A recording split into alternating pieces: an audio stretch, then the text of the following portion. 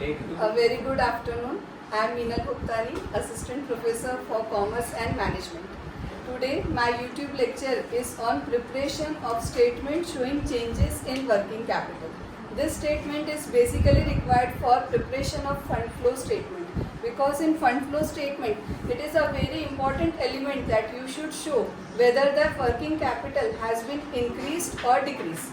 Working capital basically आपके businesses के short term asset और लाइबिलिटी को रिप्रेजेंट करता है। शॉर्ट टर्म असेट्स यानी कि ऐसे असेट्स जो आपके कैश में कन्वर्ट हो सकते हैं अगर आपको शॉर्ट टर्म पेमेंट करनी है, and the current liabilities which are regarding the short term payments of the business forms. Means अगर आपने कोई भी लाइबिलिटी ली है जिसको एक साल के अंदर अंदर रीपे भी करनी है, तो ऐसी लाइबिलिटी का कैलकुलेशन और ऐसे एसेट्स जहाँ से पैसे आने वाले हैं, दैट इज तो working capital is difference between current asset and current liability. Generally the ratio of 2:1.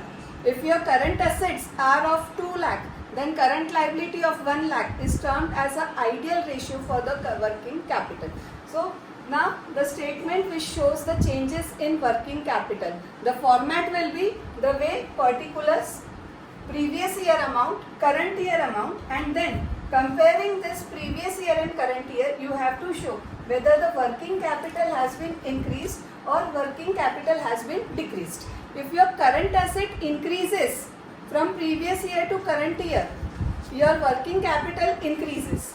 अगर आपका करंट एसेट ज़्यादा है, दोनों साल को कंपेयर करोगे तो आपके वर्किंग कैपिटल में इंक्रीज आएगा।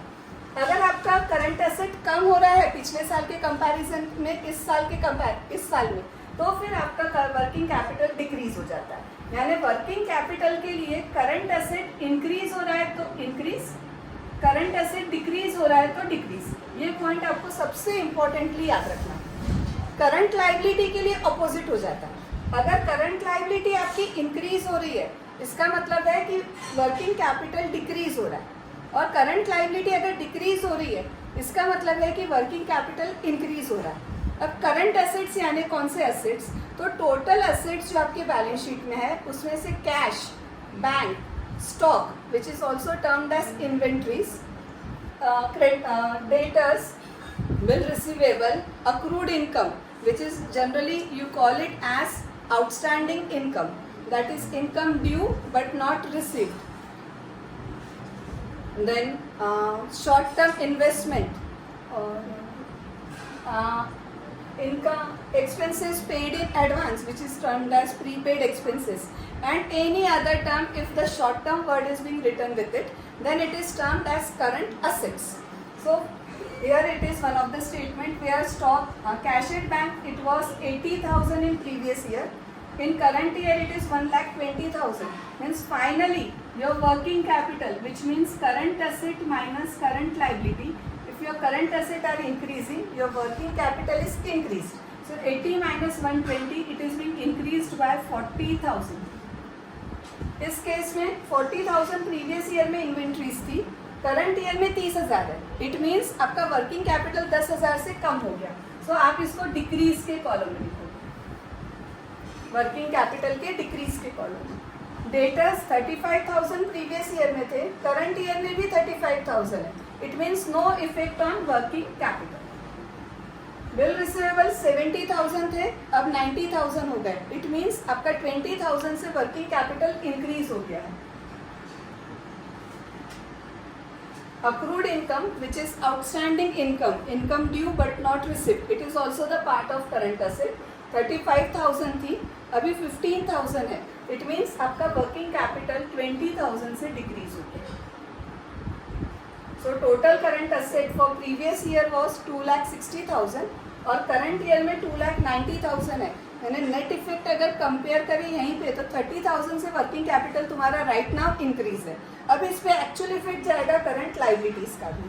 करंट लाइबिलिटी में जो टर्म्स है that is creditors, bills payable, bank overdraft, provisions and taxation, provision for taxation,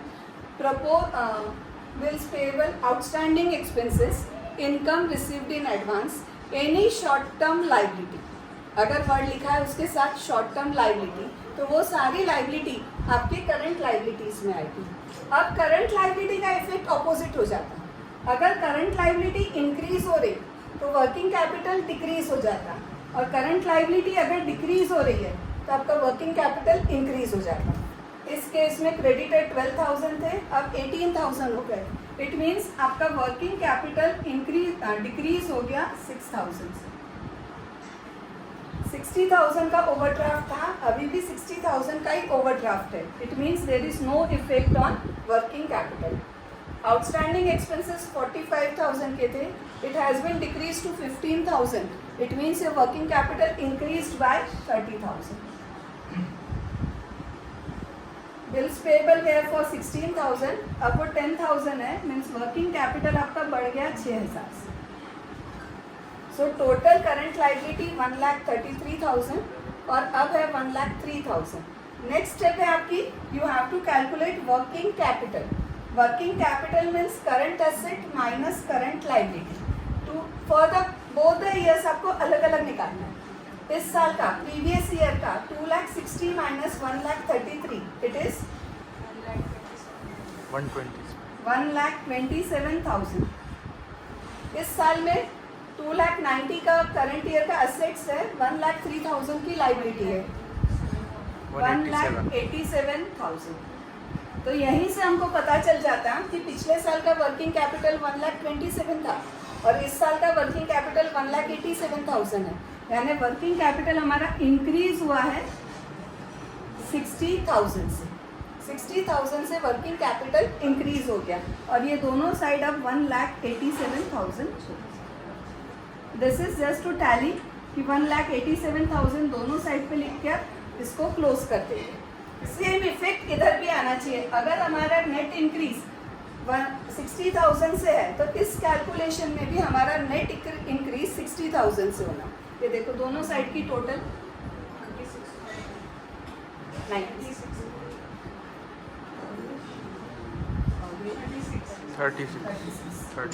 it means working capital 96 है, तो इसके कंपैरिजन में कितना ज़्यादा है, तो 60,000 से हमारा वर्किंग कैपिटल ज़्यादा है।